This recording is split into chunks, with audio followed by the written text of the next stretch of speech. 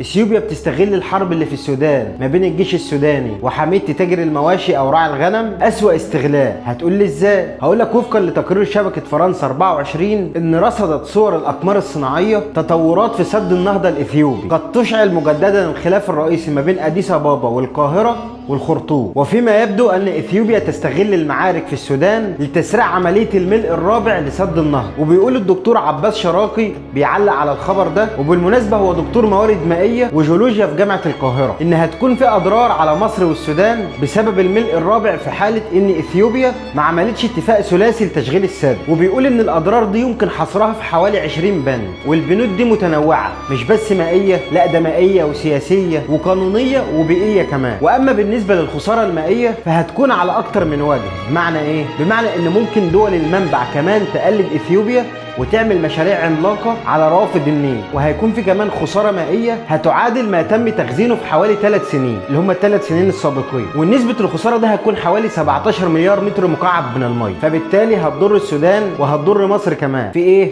في ان الميه اللي في بحيره ناصر هتقل، فبالتالي انتاج الكهرباء هيقل بسبب ان مفيش ميه، فالتوربينات مش هتشتغل. ده في حاله عدم التنسيق. لحد الان مصر مش مضروره، وده بالتالي ممكن يؤدي لاضطراب في الزراعه المصريه، لان انت مش هتبقى عارف المنسوب بالظبط اللي هيتم تخزينه في سد النهضه، فبالتالي هتاثر على بعض الزراعات اللي بتحتاج ميه كتير في مصر زي مثلا زراعه الرز. ده غير كمان ان السد ده قنبله موقوته. بمعنى ايه؟ بمعنى ان حجم السد اصلا حوالي 150 مليون طن، فطبعا ضاغطين على التربه. غير كمان ان الميه المتخزنه حجمها حوالي من 30 ل 35 مليون طن، فبالتالي الوزن ده كله بيضغط على التربه، فبيحصل في التربه تشققات، فممكن تؤدي في يوم من الايام لحدوث زلزال في المنطقه دي. وبما ان في كميه ميه محجوزه رهيبه، فلو السد حصل فيه تشققات والميه دي خرجت فهتبقى قنبله موقوته على السودان بالتحديد، اشبه بتسونامي. ده غير كمان ان السد بيحجز كميه كبيره من الطمي، وده هيضر السودان. في ايه؟ هقول لك ان السودان بيعتمد على الطمي ده في خصوبه التربه، فبالتالي الطمي هيقل، فده هيخلي السودان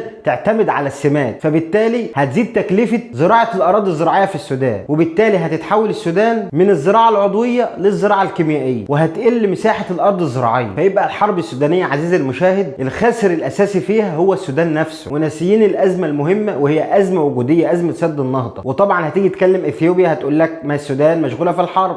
طب تعال نقعد سوا، مفيش اعداء طالما مفيش اتفاق ثلاثي، واثيوبيا عماله بتتلوى زي التعبان بالظبط، وطبعا ده بيهدد امن مصر المائي. وده اللي اكده وزير الخارجيه المصري السيد سامح شكري لما قال ان كل السبل والاطروحات متاحه في حاله تعرض مصر لنقص في كميه الماء اللي بتوصل لها. ده غير كمان عزيزي المشاهد ان السد ده اصلا مخالف للاعراف والقوانين الدوليه، لان الاعراف والقوانين الدوليه بتمنع ان اي مشاريع عملاقه تقام على الانهار الدوليه، ومع ذلك المجتمع الدولي عامل ودن من طين وودن من عجين زي ما بنقول. طبعا هتقول لي ليه؟ هقول لك لان اللي بيقف مع اثيوبيا وبيمول اثيوبيا في الاساس هي اسرائيل. واسرائيل زي ما انت عارف عزيزي المشاهد ان هي اكتر دوله في العالم، ده اذا اعتبرناها دوله يعني، بتضرب بكلام الامم المتحده عرض الحائط، ومفيش حد بيقدر يكلمها بسبب امريكا، وان اي قرار بيتاخد ضدها او ضد اسرائيل بتستخدم فيه حق الفيتو. المهم ملخص الحلقه عزيزي المشاهد، انا مش قصدي اقلقك، ولكن انا بقول لك ان اثيوبيا دوله خبيثه، وبقول لك انت بالذات عزيزي السودان، لان بالمناسبه في بعض السودانيين بيقول لك ان اثيوبيا اخت بلادي والكلام اللي زي ده، دي جماعات مندسه عزيزي المشاهد. اثيوبيا